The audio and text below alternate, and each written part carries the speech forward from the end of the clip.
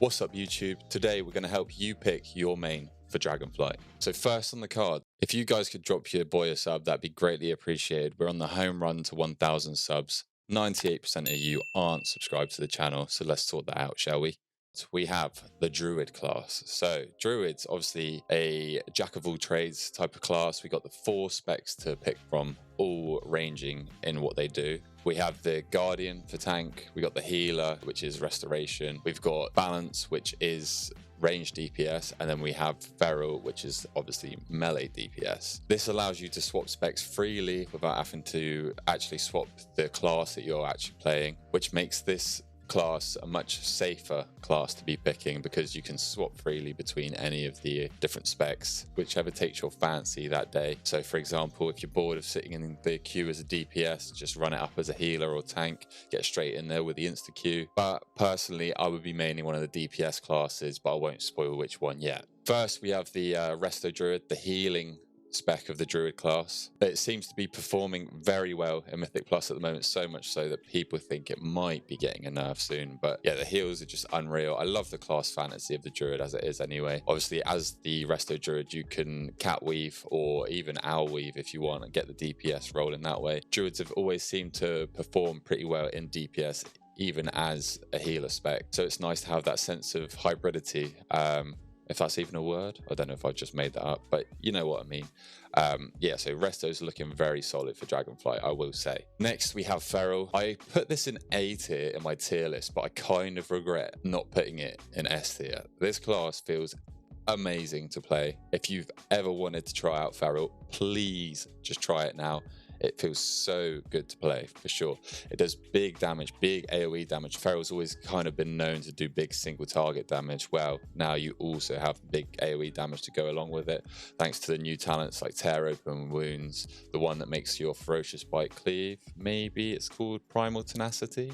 No, Primal Ferocity. I cannot remember. I just know it makes your Ferocious Bite cleave, which ties in nicely with the Apex Predator's legendary from Shadowlands, which gives you a free max damage Ferocious Bite. So this class just ties in so nicely together. They finally perfected the Feral Druid class, and I'm here for it. Feral mains, you will be in love. The other DPS spec for the Druid class is the Boomkin, which has personally been my main for most of my WoW career, to be fair.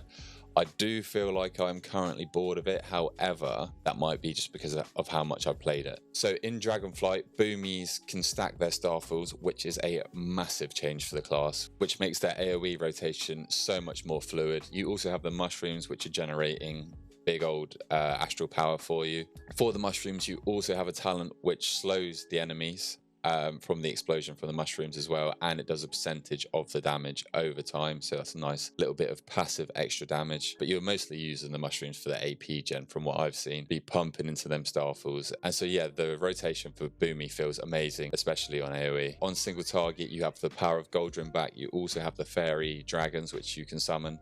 These dragons actually increase your damage by 4%, so that's a nice little passive buff from when you spawn them. And last but not least, but maybe least, we have the Guardian spec, which is obviously your tanking spec as a bear.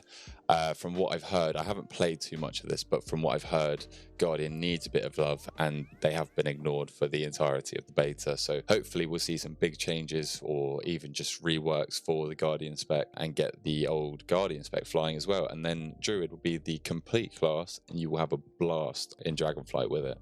The next class we have is the Demon Hunter. Havoc is an absolute blast to play. There is so much more depth with this class, and it's so much more fluid with talents like Ragefire.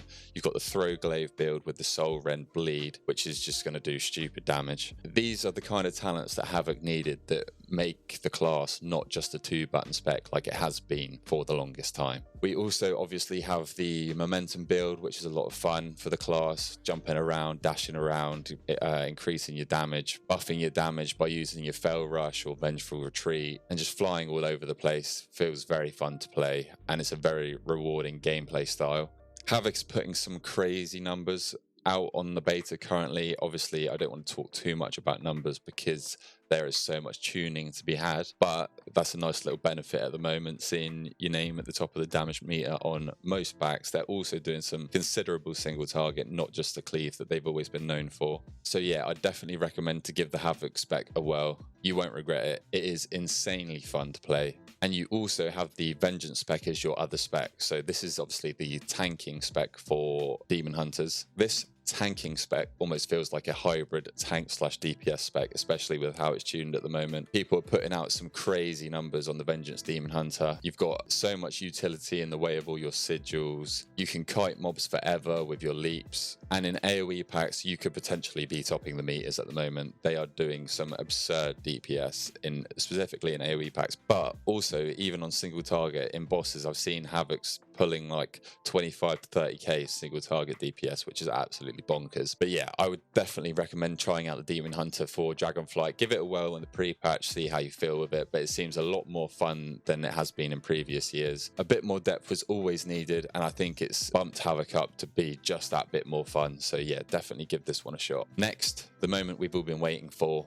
the Shaman. This is the next class that I would definitely recommend you to pick up for Dragonflight. Enhancement was the top of my tier list for fun. Everybody knew this was coming, but Enhancement is just an absolute blast to play. You will have the time of your life playing Enhancement. It is the most fun I've ever had in this game, ever. And that is saying something, because I've had a lot of fun on this game. But Enhancement just blows everything out of the water. This class is insanely fun. Even if this class does get a nerf, which people are suspecting it probably could, you will still have an absolutely great time playing this spec, even if it is not the meta.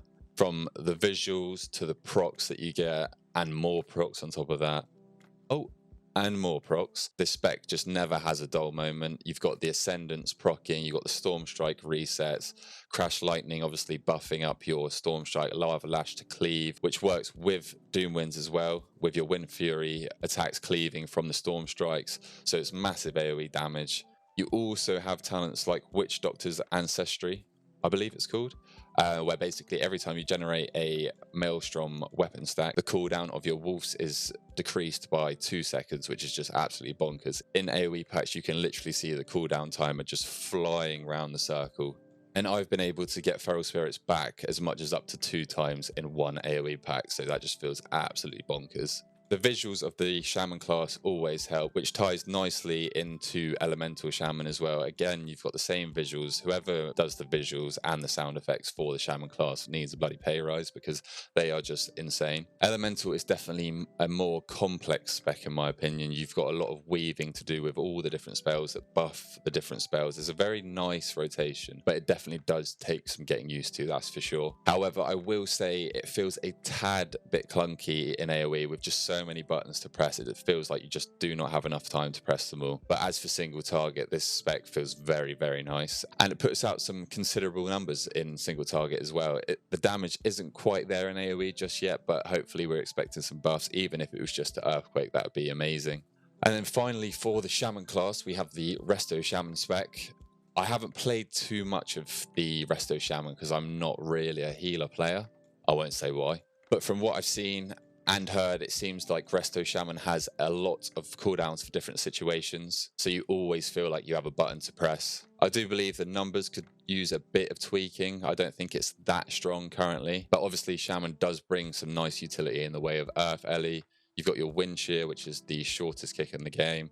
You've got your Cap Totem, and then you've got your different totems. For example, there's some nice synergies with the talents that I know of where you can actually put down a double Earth Warden totem, so you're taking 20% less damage while any of your party is actually stood in that circle. So that's some nice little interactions there and nice synergies with the talents. So yeah, Shaman's definitely a class that I would recommend. Could not recommend this class enough, even just from a visual standpoint. Like, you will have a blast playing this class, pardon the pun. Another male class that I would recommend you to play is not Evoker, the Hunter. For this class, I'd definitely recommend you give it a bit of time to warm up to it. The first time I played BM and MM, I hated them.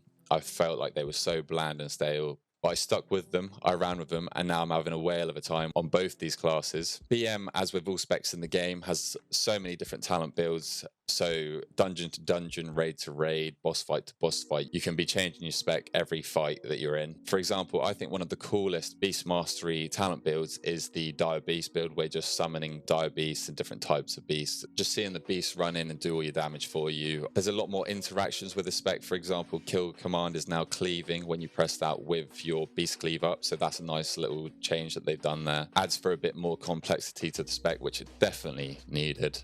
BM's currently doing a lot of big AoE damage, that is for sure. And if BM starts an expansion in a good spot, you know it's going to be a good expansion for BM, because they always seem to scale insane. So by the end of Dragonflight, we could be seeing a BFA part 2 where we're taking 3 BM hunters to any key that we do, just for the pure stupid damage that they're doing. In the hunter class, you also have the marksmanship spec as well. Marksmanship seems to be focusing more on an explosive build at the moment. So with the new talent Salvo, where every 45 seconds your abilities will shoot out 2 explosive shots and do massive AoE damage to the whole pack there. So you're getting some massive burst damage from the explosive shots, because you're also talented into explosive shot as well. So you're firing out 3 explosive shots at the same time and just doing incredible burst. As per, marksmanship is a very rhythmic rotation where you're going to prioritize your rapid fires and your aim shots. You're going to rebuild your focus with the steady shots. You're going to try and keep up your trick shots buffs if there's 3 targets present. Unfortunately, marksman still can't do 2 target cleave unless talented into it. And one new talent, which has come from Shadowlands, which is a very nice little change, is Wailing Arrow, which with the new talent in the marksman tree, Readiness, now resets all charges of aim shot and your rapid fire. So that is a very nice change for marksman, just to get those extra rapid fires and aim shots off to do some big damn.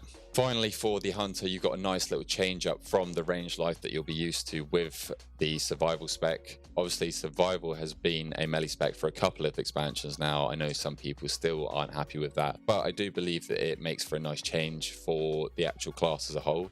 From what I've played in the beta, survival seems to be a lot more dot heavy build at the moment, with a little serpent sting build that I've been trying out, where you're spreading serpent sting to 3 enemies every time you press serpent sting. Serpent sting was doing an absurd amount of damage, even in the big AoE packs. The bombs weren't seeming to do all that much damage. Obviously they were contributing, but they weren't anything like what we're used to in Shadowlands, that's for sure. You got some nice new animations. You got Fury of the Eagle back, so there has been some life brought back to the spec. It's not just the carve, bombs and kill command spam that we've been used to in Shadowlands. There is a bit of depth to the spec now, so that is always nice. So yeah, Hunter is definitely up there. You might even be seeing your boy main Hunter for Dragonflight. And last but not least, we have, drumroll please, the Warrior. We have 2 DPS specs, obviously, for the Warrior. We've got Arms and Fury, very different playstyles in of themselves. And if you ever fancy tanking, you've obviously got the Protection Warrior as well. All of these specs seem to be in a great state right now. You got Fury, which literally feels like you do not have a global cooldown. It is insane how fast this spec plays. You've got so many cooldowns to cycle through as a Fury Warrior, ranging from Odin's Fury to Thunderous Roar, which was previously Dragon's Roar. You've got Avatar, which is procced off of your Odin's Fury and vice versa if you're talented into that. You've obviously got the big Recklessness, which changes your gameplay massively with just stupid rage generation, so you're just constantly spamming Rampage with that. Whirlwind now stacks your cleave up to 4 times instead of the 2 that we've been used to in previous expansions, so that is a really nice change for Fury. Now the spec doesn't feel so repetitive with having to press Whirlwind every 3 globals, that's for sure. So you can weave in some more Raging Blows or Bloodthirst in those 4 global windows. Fury also feels insanely tanky at the moment. All Warrior specs, to be fair, have got quite a few more defensives, it seems like. A lot more self-healing as well, which is nice for the class, that's for sure. I've seen some impressive numbers coming out from Fury, so Fury is definitely one to look out for. We've got Arms next, which I can't lie, I kind of got the same vibe as BM and MM Hunter the first time I played Arms. I didn't really enjoy it that much, but that's because I wasn't used to it. It's now a much more cyclical rotation. You're now rotating between Whirlwind, which has got a cooldown. You've got Thunderclap, which you actually use as part of your DPS rotation, and you've got Cleave as well, which you're going to be using in AoE. You're just going to be cycling through all of these and just doing some insane AoE damage, like you may have seen in my most recent video. And then obviously what Arms is known for is those big execute windows. Execute still feels so good to press, and especially once you've got Avatar up. I don't know if they've changed this animation, but it just feels so much more beefy. So when you're pressing that, you're definitely noticing. And lastly, for the warrior specs, we got the Prot Warrior. There's been quite a few changes for the Prot Warrior. As for all warriors in general, like I said, they all seem to have a lot more self-healing or self-sustain, which is nice. I've always liked being a tank that can actually survive without a healer. For example, if the healer dies and you can keep yourself up, I've always enjoyed that about a Blood DK, so I'm a big advocate of this coming to more of the tank specs, which it seems to have with the Protection Warrior. Protection is blasting damage, especially on AoE with the Thunderclap, and you got the Avatar, which is just an insane buff to the warrior. And just in general, it's a very fast-paced tank, which I love. The APM is ridiculous on it, so for any of the warrior specs, specifically Fury and Protection, you want to be warming those wrists up before you play, let me tell you. But yeah, Warrior is looking in a very solid state for Dragonflight. So they are my 5 recommendations for what you should main in Dragonflight. If you enjoyed the video, please feel free to drop a like, drop a sub. We are so close to hitting 1k subs. I'm so excited. And also let me know down in the comments what you're looking to main for Dragonflight. I'm so hyped for this expansion.